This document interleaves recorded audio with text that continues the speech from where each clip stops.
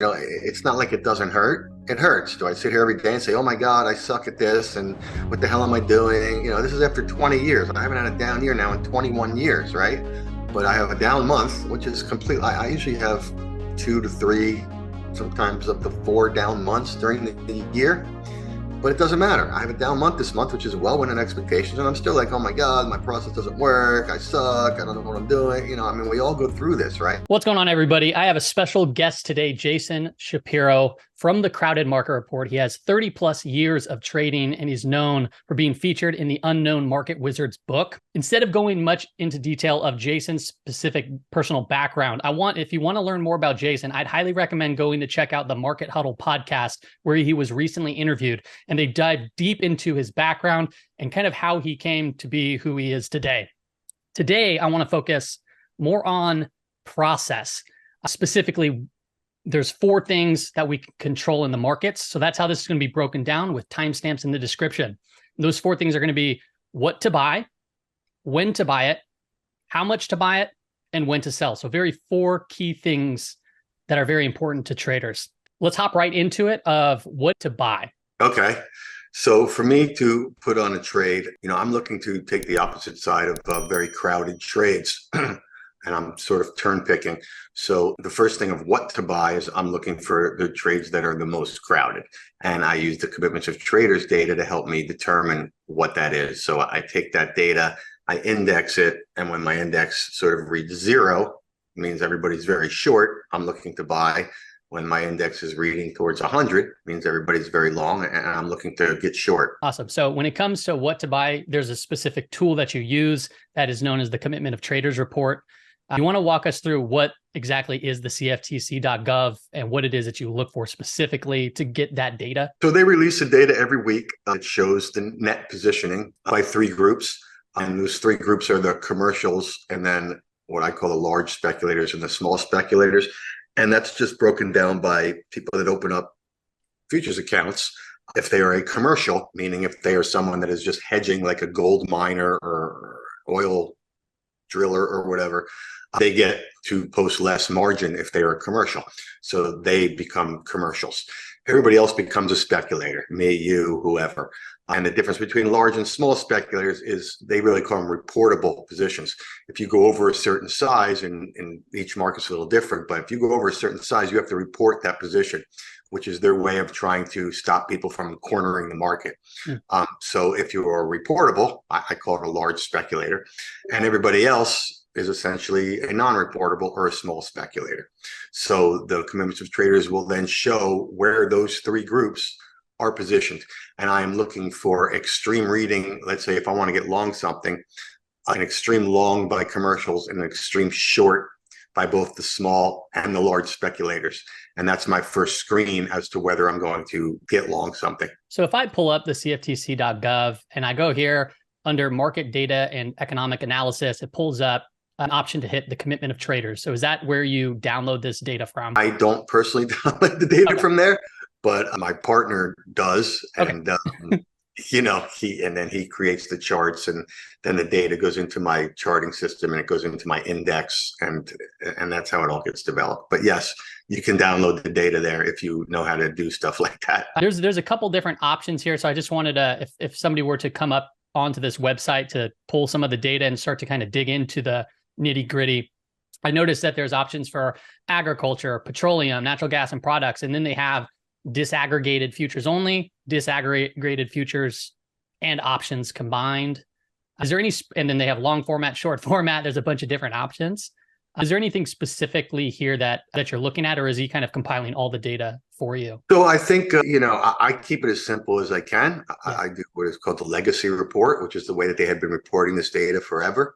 In the last 15 or 20 years, they have tried to change it a little bit and disaggregate it and do that and add options to it. I don't do that. I'm not saying that there's not value in doing that. There could be. And people that are looking into this data or look into this data certainly should go back and look at all this data. We have done in the past. What I found was the best way was to keep it simple and keep it the way that it always was. But if you're into options and you think options add value, then certainly the futures and options data might help you. It's all up to sort of everybody that to take a look at and test themselves. We have, like I say, I've had people work for me that have done a lot of testing with this, and what I use is what ended up being the most reliable testing in our view. So you said the legacy reports. I know that there is an option there to download the legacy reports. There's short format, long format, and then there's a bunch of different options as far as like Chicago Board of Trade, Chicago Mercantile Exchange. Is there that's just all the different markets. I mean, we download them all because we look at all the markets, but okay, cool. So you look through that data. Now, so that's, your tool, that's the data that you're aggregating, but how you aggregate it is also important to determine what it is that you buy. And you talked about extreme levels being more of a contrarian type trader. Do you have a chart that maybe we can walk through right now, something that you might be looking at? So this is our chart of the heating oil commitments of traders. And you can see like the red is the commercials. So you can see how short the commercials are heating oil, right? Compared to history, right? Yeah. And the blue is the large speculators, and you can see how long they are. And even the yellow, which is the small speculator, you can see how long they are, right? Yeah. So they're super long. Commercials are super short. That is showing me that I am looking to short heating oil at that point. Okay. And once again, I know you've already mentioned this, but while we're looking at the chart, it might help to kind of walk through really quick again, the sum of commercials, and then the large speculators, and then the sum of small speculators is specifically what it is that you're looking for, and then what those actually mean. So that's just the net open positions of these three groups: the commercials, the large specs, and the small specs, right? Mm-hmm. So in other words, commercials are super short here and the speculators are super long here. And then I take that and I index this data to give me, a 0 to 100 type of thing. Okay. Something that I'm noticing is if somebody were to just download this report as is, they might see a large number, but it might have no meaning whatsoever because they're not looking at the prior data, correct? Yes. Okay. Yes. And then, it's tricky. That part is very tricky because you're indexing it. So it's just like an RSI as an index. Are you looking at a 30-day RSI? Are you looking at an 80-day RSI? Are you looking at a 400-day RSI? At what level do you want to do that, right? And that was all determined for me a number of years ago through back testing and that type of stuff, right?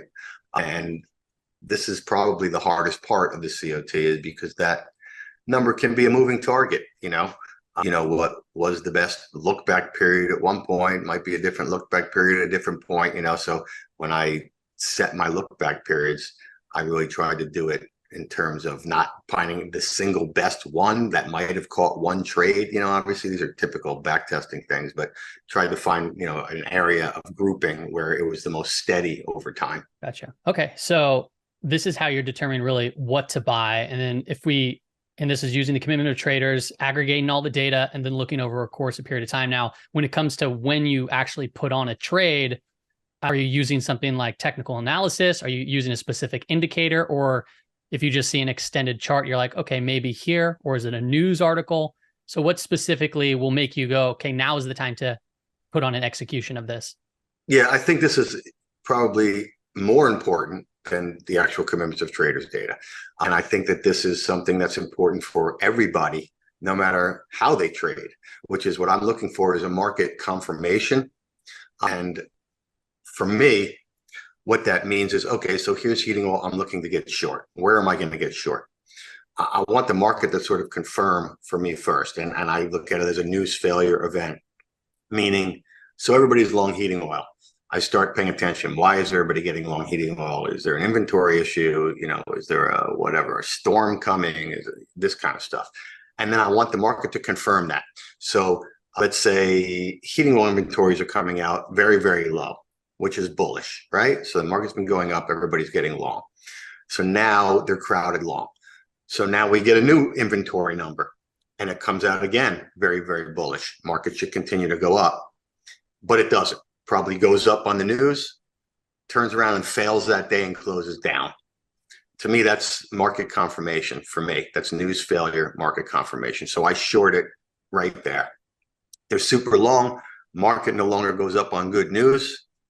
I get short. So that makes sense. So you're really approaching this. It doesn't seem like, a lot of my people that are subscribed to this channel, we do a lot of technical analysis, but here it seems like you're looking for a very crowded, obviously trade one way, and then something to break or fail to really make that execution. Yes, I'm not using any kind of really technical analysis type of stuff. It's just really classic kind of tape reading. It's the old sell the news, right? Buy the rumor, sell the news. Awesome. I'm basically selling the news. Well, once it's crowded, I am then looking to sell the news. Gotcha. Or if I'm buying something because everyone's crowded short, then I'm looking to buy the bad news. Which, the perfect example for that, since most people probably don't follow heating oil, but everybody kind of follows the stock market. If you look at the October low in the stock market, that was on a very bad piece of news, right? Yes. Market bottomed the day that the CPI came out. The CPI was stronger than expected. Everybody was, even more then than they are now, very focused on CPI towards the end of last year and all of last year. We had the largest CPI number come out, the larger than expected CPI number come out. The market went down, closed up on the day. That was a news failure event in the stock market. That has, to this point, been the exact low of the stock market. That's a great point. Okay, that's a good example. So when I'm looking at this, you only trade futures, correct? Or are you trading any of the equity markets or options, or is it just futures specifically? I trade futures, but I trade like the equity futures, NASDAQ, S&P, Russell, Dow, but I don't trade individual equities. Okay, so for example, on the October low, did you execute a trade on that specific day, or was the chart specifically for you when you're looking not at a candlestick chart, but at your specific charts? Was there an overextended reading or was it a crowded trade? So in October at the low, it was not a crowded trade. So I did not get long that news failure. Okay. What ended up happening, and the way people trade and when they get crowded and what they decide to do is sort of hard to predict. Right. What ended up happening was people sold into the rally. And by January, they actually were very crowded short. And then we had a news failure in January, at which time I got long. Okay. So that was the perfect time. It ended up being the perfect time. Yeah, it ended up being a good trade. And these trades, look, they don't always work. You know what I mean? The thing I'd like to say is the commitments of trader is not a predictor of markets, right? Which is why a lot of people don't like to use it, because they'll go, oh, well, this has not done a great job of predicting. But what it is it's a great risk manager, because when people are crowded and the market turns, you can get a huge trade, right? My trades, I've talked about this a number of times. I have about over 20 years of history of doing this. About 38% of my trades are profitable, which means that, 62 are not profitable. But, my winning trades tend to be 4 times my losing trades.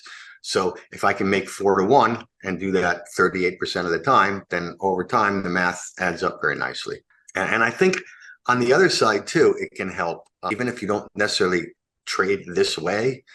There's a lot of times if you're watching the commitments of traders where you might have a certain trade on and it can at least get you out. You might not have to do whatever, but it might at least help you say, hey, there's a lot of risk here that if this thing turns, it could turn huge. And I don't want to get caught up in that.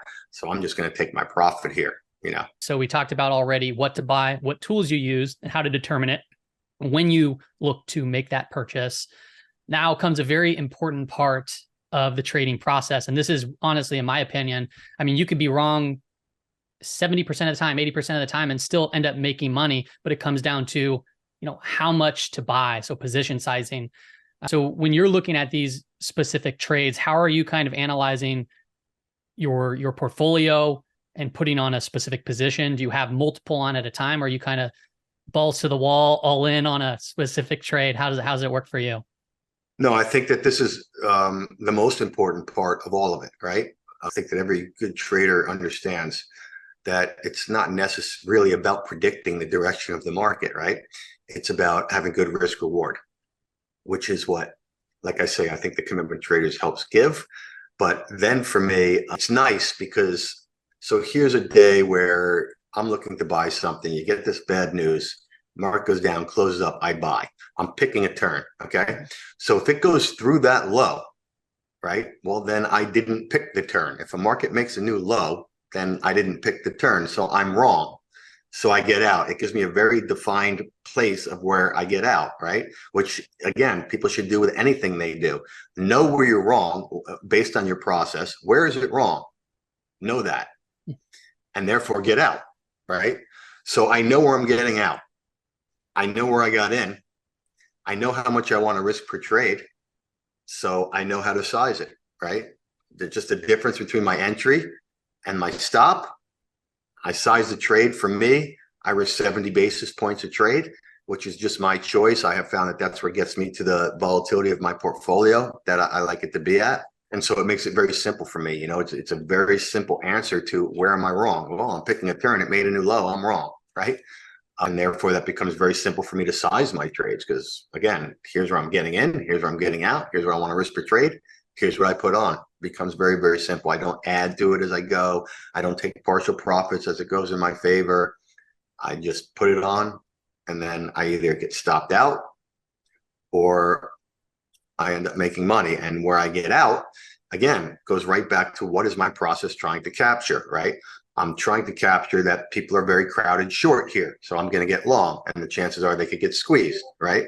So if they get squeezed and they get out of those shorts and they are no longer crowded short, which to me is when my index goes back to neutral or 50, right? Then I get out. I take my profit. That's where I take my profit, which all fits in the puzzle of what is my process and what I'm trying to capture. I think that's really the most important thing for people, right? What is your process? And based on that process, where are you wrong? So that's where you should get out. So how are you going to size? And based on your process, where is that no longer valid anymore? So take your profit. Gotcha. And this kind of ties into the fourth one, which is when to sell. So it's kind of Right. combined. I want to dive a little bit more on the how much to buy. You mentioned 70 basis points. Is that your position size is 70 basis points of your portfolio out of the gate, or is it your stop losses? You see your stop loss where it could be, and then you're like, if it's stopped out, I lose 70 basis points of my portfolio. That's the one. Okay. If it's topped out, I will lose 70 basis points in my portfolio. And of course, there's some slippage there. Right. Because, if it makes a new low on close, then I'm selling. Well, it might go through that new low and then keep going. And, it gets a little bit further away. So there's some slippage there. So I usually do more like somewhere between 60 and 65 basis points per trade, assuming that there's going to, by definition, be some slippage on the exit. And when you're I should say. When you're approaching the execution of the trade, are you putting your entire trade on at once? Or are you, if it goes against you a little bit, then you scale a little bit more into it as long as it didn't hit the stop, or it's kind of just an execution, let it go? If I'm looking to get long, bad news comes out, the market should be down and it closes up on the day, I'm buying that close. That's my size. I'm buying that close. I'm buying enough so that if I get stopped at that new low, I'm going to lose 70 basis points. There are occasions where if I'm really kind of feeling it for some reason, that the bad news comes out, the thing gaps down, I might start putting some on during the day, anticipating that it's going to close up on the day. And what that will allow me to do, obviously, is have a little bit bigger size by the time the close comes, right? Because my average will be so much lower than the close. But of course, sometimes it doesn't work. I'll buy a little bit. I'm super careful when I do this, but I'll buy a little bit and it won't rebound by the close. And therefore I just have to get out of it. Trade didn't work, it didn't happen the way I wanted it. So I just get out of it. So, but most of the time I'm doing it on the close. Okay, so that adds a lot of clarity to this. How about when it comes to how much to buy? How many positions? Is there a limit to how many positions you have on or prefer to manage? Or if the setups are there, you're entering into the setups? If it happens, I take them. Okay. And then from there, and that's all individual trade stuff. And that's exactly what my individual trades look like. Every single one of them looks like that. Mm-hmm. But then once I have some trades on, and I don't have like 20 trades on at any one time, but sometimes I'll have 5, 6 trades on at one time. If I have a lot, like 7, 8, 9 trades on one time, that's usually a very good sign because it means I have a bunch that are in the money, right? Because I can't get 8 trades on at the same time, right? It's just not going to line up that way. But if I start having a portfolio of trades on, I then go kind of to the next risk management level, which is I'm looking at the risk of that portfolio, right? And if I think that the risk is too high on one side, then I'll either trim some of the positions down or I'll look maybe to take a hedge position on the other side. So in other words, if I get a buy in, if I'm risking 70 basis points a trade, and I get a buy in the Dow, the S&P, the Russell, and the NASDAQ, and I put all 4 of those trades on, am I really risking 70 basis points? The answer is no, because those are essentially the same trade, right? So if that kind of thing happens, then I will be reducing the size across that, unless there's something I can find based on crowding and all that, that is, let's say, a risk off trade. Those are all risk on trades, and I can get some kind of risk off trade on the other side, then I can put that on to hedge that portfolio. But one way or the other, I'm not putting that all on. And that's based on just observing the correlations across the markets and all that. I want to make it very clear here when the 70 basis points per trade, I want people to understand that, the amount of risk that you're taking, right? It's slow consistency, and then you take the outsized winners to build a portfolio over time. It's not just a quick hit, one-time win where you're risking everything to blow up. I know that you've talked about, blow ups before. So I once again want to redirect people on what that looks like in your prior podcast. But just, is there any more that you want to add on to the importance of the position sizing? Position sizing is a risk management tool, right?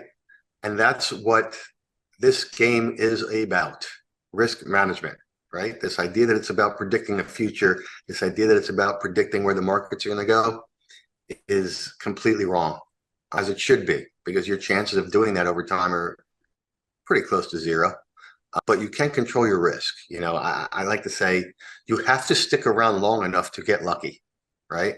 So that's what risk control is all about, and that's what risk management is all about, and that's what position sizing is all about. People are like, do you ever, increase your size because you have a better feeling about this trade than other trades? No, I don't, because my feeling is no better than anybody else's feeling. You know what I mean? My feeling, if anything, is wrong more than right, just like everybody else, right? Because there's all kinds of psychological biases that come into play there and all that. So I don't want to be guilty of that, and I don't want to be slave to that. To me, these trades are all exactly the same, be it in the S&P 500, be it in the 30-year bonds, be it in cocoa, be it in orange juice. It doesn't make a difference to me, right? I find the less I know about these markets, the better off I am. I like that. That's good right there. Good nugget. So let's talk about the fourth thing that we control, and that's when to sell. You've already mentioned as far as the stop loss goes. That makes complete sense. Your risk, where you're planning on getting stopped out if the trade goes against you. But how do you specifically know as far as when you take profits? I've heard you say you'd risk about 1 to 4. So if it hits that 4, do you take it all off? Do you take half of it off? How do you approach this? It's all, again, based on my process, my oscillator. Oh. Oscillator's at 0, I get long. I hold. If I'm making money, if I don't get stopped, I just ride it. And when my oscillator gets to 50, which is neutral, then my edge is gone. So I take my profit right there. Oscillator gets to 50, I'm out. Okay. Like I said, the edge is gone. What is it that you're playing? I'm playing that edge, right? I'm playing that crowded edge. So when it's no longer crowded, I'm out. How long does that take? On average, it's about 2 to 3 months, but I've seen it be 2 to 3 weeks. And I've had one trade that lasted over a year and a half one time. So that's really not up to me, right? That's up to everybody else. When do they want to get out of these shorts? And when they do, I'll give it to them. I'll Gotcha. take it from them down here when they're panicking short, and when they're getting out of those shorts, I'll give it back to them. So no matter what, if the oscillator hits 50, positions over, ending, and you're going to move on to the next. Yes. Okay. I mean, that's pretty simple. Simple. I mean, it's just very basic, very well process driven there. Yeah, I guess there's, the only way I have learned to make money is process driven. That's what this really has to be all about. I've been doing this now for about 22 years, but I traded for 10, 12 years before I did this, and, went through what everybody went through, make, lose, make, lose, make, lose. And after 10 years, you're getting at nowhere. If that's what you want to do, then by all means, whip it around, wing it, and play the game and have fun, and, look at all this stuff and get it right sometimes, get it wrong sometimes, and lots of fun, but a big waste of time. And after 10 years, I came to that conclusion. Like, okay, here I am 10 years later. I've had a bunch of fun, but meanwhile, I'm in the same place I was where I started. So what's the point, right? Which, if it's a hobby, then that's fine, right? If you have a good job and you're making a good living, and, you're not counting on your trading P&L, and trading is more of like kind of betting on sports where you pretty much know you're not really going to lose money, but it makes it interesting and gives you something fun to do, then that's one thing. I can't afford that because this is my living. So, I have to have a process. All right. So we went and over pray that process works. Yeah. Which it seems like over time, 30 plus years of doing this, it seems like you're well on your path of clear success. It's been working, but look, you always got to be cognizant of, it stopped working, right? I'm consistently monitoring my returns and monitoring my portfolio to make sure that this month I'm going to have a pretty shit month of August, but it's well within expectations. It's not like it doesn't hurt. It hurts. Do I sit here every day and say, oh my God, I suck at this, and what the hell am I doing? This is after 20 years. I haven't had a down year now in 21 years, right? But I have a down month, which is complete. I usually have 2 to 3 sometimes up to 4 down months during the year. But it doesn't matter. I have a down month this month, which is well within expectations. And I'm still like, oh my God, my process doesn't work. I suck. I don't know what I'm doing. I mean, we all go through this, right? But you can't let it affect you. Go through it and go have a beer or whatever and talk to your friends and cry in your beer. I always say I just call my mommy because my mommy loves me no matter what. But you have to monitor. The point was you have to monitor the process to make sure that it is staying within expectations. So I had a down month this month. Realistically, psychologically, I sit here and I cry like a baby. But realistically, I go and I look at it and I say, look, is there anything that is outside of expectations here? Okay, I'm going to lose whatever 65 basis points this month. And I had this many trades, it didn't work. And is that outside of expectations? Should I have X number of losing trades in a row? Is that normal? And the answer to this point has been, it's all within normal expectations. So I'm not changing anything. I can't wait until I find the process that gets 100% of trades right and makes money every single time and every single month. I can't wait. But until I get there, I have to just monitor what I'm doing and make sure that it's fitting within expectations. I think and P&L is the answer. P&L is the answer to everything, right? Everyone's like, oh, well, how do you know if your stuff's working? I mean, P&L, right? And you can sit here and make a ton of excuses, right?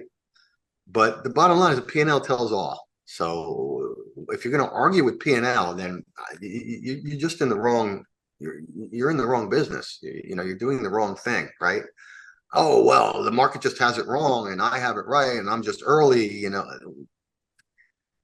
No, I'm sorry. That's just not it. Your P&L should tell the story. Yeah. And there's a very key thing kind of that I just pulled from that is sometimes market conditions obviously change, but that's something that we have zero control of. So as you said, you have a down month. And what's so important about what you're doing within a down month is you're sticking to your process that has been proven for yourself over the course of time. Whereas, a lot of other people that I've seen, they start looking at a new indicator or they go to a different process and they're trying to adapt to whatever the market is doing at that specific time with their current strategy. Yeah, it's funny. I have a newsletter service now that I started after the Market Wizards book came out. A lot of people were coming to me asking me, if I could help them, all that. And one of them ended up starting this service where we have a Discord and a newsletter. And I try to focus this whole thing on trying to help people learn about trading, right?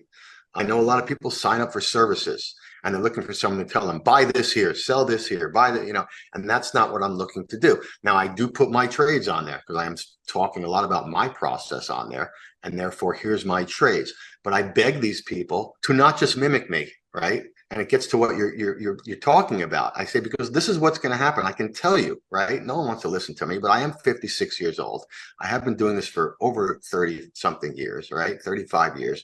I have worked in a lot of different places. I have been exposed to a lot of different traders, a lot of different personalities. And I tell them what's going to happen is you're going to join and you're going to mimic my trades because you figure, hey, I'm a market wizard and I've got these good returns and I'll just try to get his returns. Okay, great. And then the first 3 trades will lose. Okay, so let's say you're risking 1% a trade.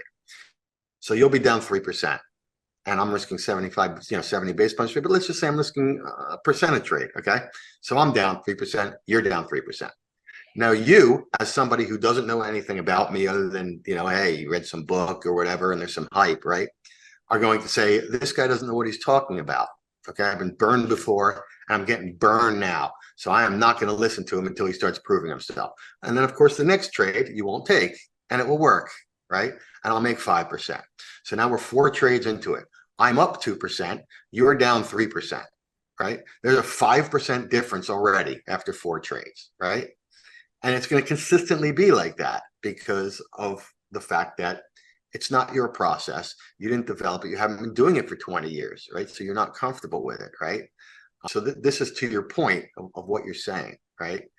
To switch around. Now you'll drop me after, and then you'll go get another guy and he'll tell you what to do. You know what I mean? Like, it'll never end, right? You can't make money all the time, right? It's just reality. Nobody ever has and nobody ever will, okay? You name them, George Soros, Stanley Druckenmiller, Paul Tudor Jones, Bruce Kovner, none of them, Warren Buffett, right? None of them have made money all the time, right? They make money over time. That's got to be the idea of this, right? Make money over time. not all the time. It's impossible, right? I just had an argument with a guy 3 days ago where I managed money for this one multi-strategy hedge fund, and they allocated me some money outside of it as an outside manager. And they had a tough month this month, as I did, as a lot of people did. And the risk manager, who of course is a typical risk manager on Wall Street, super smart guy, he's got 85 PhDs, but he's never managed money in his life, and he doesn't understand the psychological side of it. He's like, look, we have to try and make money every single day. I'm like, that's wrong, dude. Okay, it's impossible. It's fucking impossible, man. Excuse my language, right?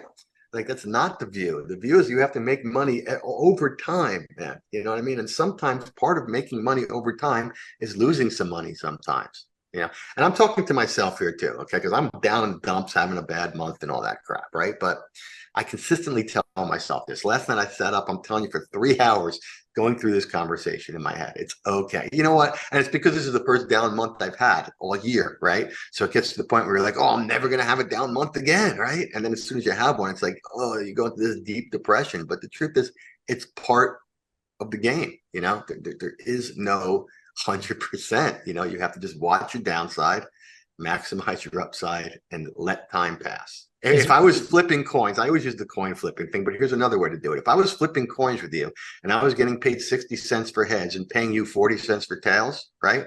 I would win over time. No question about it, right? Yeah. But tails would come up, okay? And I would have to pay you 40 cents, a whole bunch. It'll come up 50% of the time. I'll lose 50% of the time. But I know damn well that over time I'm making money on that bet, right? You know it. That's a fact, absolutely. Right? Yeah. So you just have to accept it, you know. And again, I'm telling myself this right now because the month's ending and I have to go send my stuff to my accountant and be embarrassed. And I'm sending my accountant and I lost money and he's gonna, you know, send me my returns and be like, oh, you suck. So you know, my clients are all gonna tell me I suck, but and they never do. You know, none of this ever really happens. My clients, fortunately, I have a very good set of clients, fully understand this, fully understand what I do, and fully understand that you don't make money every month. So.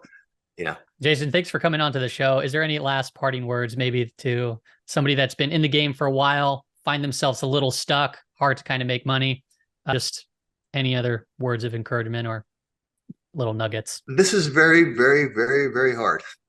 You know, making money in the markets over time as a trader. You know, if you're a buy and hold guy, right, and you're willing to accept the drawdowns that the S&P will give you every once in a while, right, that's a different story. If you're trying to trade the markets long and short and in and out, it's extremely hard to do. All right. So you have to realize that, A. And B, I think you have to ask yourself, what is it that I'm doing that's different than other people? Because if most people are going to lose money doing this, I damn well better be doing something different than them. Because, you know, get over yourself is what I like to say, right? You're not smarter than everybody else. I know we all like to think we are. We all want to think that we're special, and we all want to think that we're the ones that can do this, right? But the truth is there's a normal distribution curve, and I promise you, you fit in it, okay? Just like I do, just like we all do, right? So you better be doing some, and the problem with the normal distribution curve is if you put a P&L of trading around that normal distribution curve, it's negative, right? So you better be doing something different than what everybody in that curve is doing. And I can promise you, buying a breakout, you know what I mean, buying support at the 30-day moving average, whatever all those things are, that ain't it. I'm sorry to tell you, that ain't it. That's not different than what everybody else is doing. That is what everybody else is doing. And they're all churning themselves to death and losing money. So you have to be honest about this whole thing. And you really have to look into yourself and ask yourself, what am I doing that's different so that I can actually make money rather than just churn this whole thing away like everybody else does? Jason, once again, thank you for coming on. We really appreciate it. Okay, thanks for having me.